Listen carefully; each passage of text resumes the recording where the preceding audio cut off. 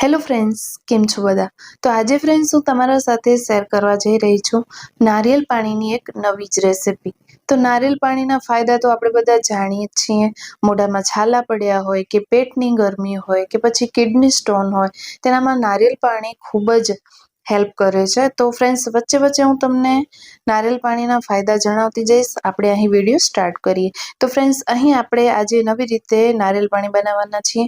તો ફ્રેન્ડ્સ, આજે મેં અહીં લઈ લીધા છે સબ્જા સીડ, મતલબ કે તખમરિયા જે કહેવાય ને, 1 ચમચી જેટલા એ લીધા છે. તેનામાં આપણે પાણી ઉમેરી દઈશું. તો 1 વાટકી જેટલું આપણે પાણી ઉમેરી દેવાનું છે. આ લગભગ 5 થી 7 મિનિટમાં જ પોતાની સાઇઝથી ડબલ થઈ જશે અને એકદમ સરસ એવા ફૂલી જશે. તો તેને આપણે સાઈડમાં મૂકીશું. અને અહીં મેં એક લીંબુ લઈ લીધું છે. તો અત્યારે ગરમીની સિઝન છે, તો આપણે આવું સમર ડ્રિંક બનાવીને જરૂરથી પીવું જોઈએ, જેથી કરીને આપણા શરીરને એનર્જી પણ મળે. તો ફ્રેન્ડ્સ, અહીં મેં એક લીંબુ લીધું છે, એનો યુઝ આપણે આગળ કરીશું. હવે એક ગ્લાસ લઈ લીધો છે, તેનામાં મેં 1 ચમચી જેટલી ખાંડ ઉમેરી છે. ત્યાર પછી પિંચ જેટલું સંચર ઉમેર્યું છે. 1 પિંચ જેટલું સંચર ઉમેરી દીધું છે. થોડા આપણે ફુદીનાના પાન લીધા છે અને એક આખો લીંબુ આપણે અહીં નીચોવી દેવાનું છે. તો ફ્રેન્ડ્સ, મેં આગળ સુગર ઉમેરી, મતલબ કે ખાંડ ઉમેરી, તો ઘણાના કમેન્ટ્સ આવશે કે ખાંડ ખોટી ઉમેરી. પણ ખાંડ મેં એટલા માટે યુઝમાં લીધી છે, ઘણી વખત નારિયેલ પાણી જે છે એ મોડું આવતું હોય છે, એકદમ મીઠું નથી આવતું. તો આ ડ્રિંક તમને ભાવે એટલા માટે મેં ખાંડ ઉમેરી છે. અને જો તમારું નારિયેલ પાણી એકદમ સરસ એવું મીઠું હોય તો તમે તેને સ્કીપ કરી શકો છો ખાંડને, અને આમને આમ આ રેસિપી બનાવી શકો છો. હવે ફ્રેન્ડ્સ, મેં અહીં બરફના ટુકડા ઉમેર્યા છે. સાથે સાથે આપણે અહીં તખમરિયા ઉમેરી દીધા છે, જે એકદમ સરસ એવા પાણીમાં ફૂલાઈ ગયા છે. તો 5 થી 10 મિનિટ પહેલા તેને પલાળી મૂકવાના છે, જ્યારે પણ તમે આ ડ્રિંક બનાવો ત્યારે. અને એટલું ટેસ્ટી આ ડ્રિંક બને છે. સાથે સાથે ગુણકારી છે, આના ઘણા ફાયદા છે. આ ડ્રિંક પીવાથી તમારા પેટમાં ખૂબ જ ઠંડક મળશે. જે લોકોનો ગરમીનો કોઠો હોય તો આ ડ્રિંક બનાવીને પીવી જોઈએ. નારિયેલ પાણી તો આપણે અનેક વખત પીતા હોઈએ છીએ, પણ એકનું એક નારિયેલ પાણી પીને તમે કંટાળી ગયા હો તો આવું કંઈક ડ્રિંક બનાવીને તમે પી શકો છો. હવે ફ્રેન્ડ્સ, મેં નારિયેળ લઈ લીધું છે. તો અહીં આપણે નારિયેળને ઉપરથી ચાકુથી કટ કરી લઈશું, જેથી કરીને આપણે તેનું બધું જ પાણી કાઢી શકીએ.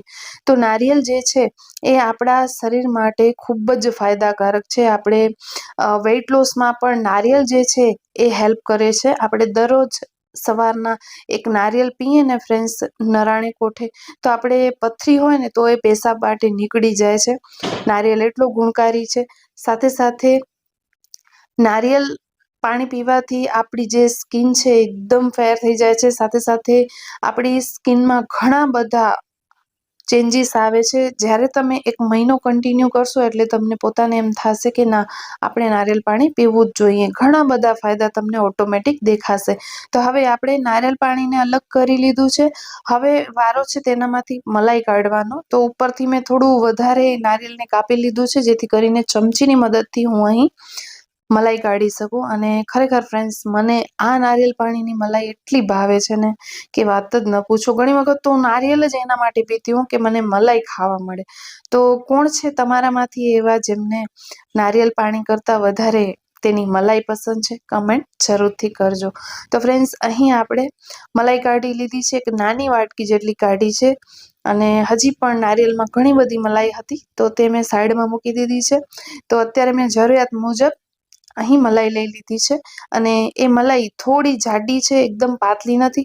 એટલા માટે મેં તેને થોડી ચાકુથી કટ કરી લીધી છે, જેથી કરીને આપણે ખાવામાં ઇઝી રહે. તો ફ્રેન્ડ્સ, અહીં તમે જોઈ રહ્યા છો કે થોડા હજી મોટા તેના પીસ રહી ગયા છે. તો હવે આપણે તેને પણ કટ કરી લેશું. અને આ સમર ડ્રિંક ગરમીમાં એક વખત જરૂરથી બનાવજો, કારણ કે જે તખમરું આપણે લીધા છે ફ્રેન્ડ્સ, એ પણ આપણા શરીરને ખૂબ જ ઠંડક આપે છે. પેટની ગરમી હોય તો તખમરિયા આપણે પલાળીને ખાવા જોઈએ. સાથે સાથે નારિયેળ પાણી દરરોજ પીવું જોઈએ, તો તમારી પેટની ગરમી ઓછી થઈ જશે. એના લીધે તમને ફેસ ઉપર જે આપણે ખીલ કહીએ તે આવતા હોય તો એ પણ નહીં આવે.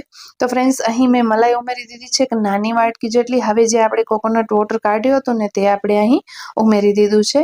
અને હવે આપણે ગ્લાસને થોડું ગાર્નિશિંગ કરીશું. તો આપણે અહીં નાનું એવું સ્લાઇસ લીંબુનું કટ કરી અને સાઈડમાં લગાવી દીધું છે અને હવે આપણે સ્ટ્રોની મદદથી આ બધું જ એક વખત સરસ મિક્સ કરી લઈશું, જેથી કરીને આપણું આ જે ડ્રિંક છે એકદમ સરસ એવું બની જાય.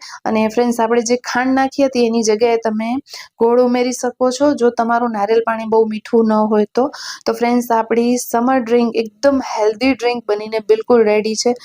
આ સમરમાં એક વખત આ નારિયેળ પાણી જરૂરથી બનાવીને પીજો, તમને બધાને ખૂબ જ મજા પડી જશે.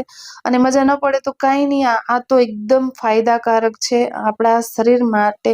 તેના ઘણા બધા ફાયદા છે, તો એક વખત અચૂકથી બનાવીને પીજો, એકદમ ટેસ્ટી એવું લાગે છે. તો ફ્રેન્ડ્સ, આજનો વિડીયો તમને કેવો લાગ્યો છે એ મને કમેન્ટ કરવાનું બિલકુલ ના ભૂલતા. અને વિડીયો જ્યારે પણ ગમ્યો હોય તો વિડીયોને લાઇક કરજો, શેર કરજો અને ચેનલ પર નવા આવ્યા છો તો સબસ્ક્રાઇબ જરૂરથી કરી લેજો, જેથી આવવાવાળા બધા જ નવા વિડીયોઝની નોટિફિકેશન મળતી રહે અને સૌપ્રથમ તમે મારા વિડીયોઝને જોઈ શકો. તો ફ્રેન્ડ્સ, તો આપણું એકદમ ટેસ્ટી એવું નારિયેળ પાણી બનીને બિલકુલ રેડી છે. આજે આપણે થોડું અલગ રીતે તેને બનાવ્યું છે, તો તમે નારિયેળ જ્યુસ પણ તેને કહી શકો છો. તો ફ્રેન્ડ્સ, એકદમ ટેસ્ટી એવું બન્યું છે. અને હા, મલાઈ ખાવા માટે આપણે તેનામાં ચમચી ઉમેરવી પડશે અને ચમચીથી તમે તે મલાઈ ખાઈ શકો છો, કારણ કે સ્ટ્રોમાં તે અટકી જશે એટલા માટે. તો ફ્રેન્ડ્સ, આવા જ નવા વિડીયો સાથે આપણે ફરી મળીશું. તો enjoy summer. Thank you so much. આવજો બધા.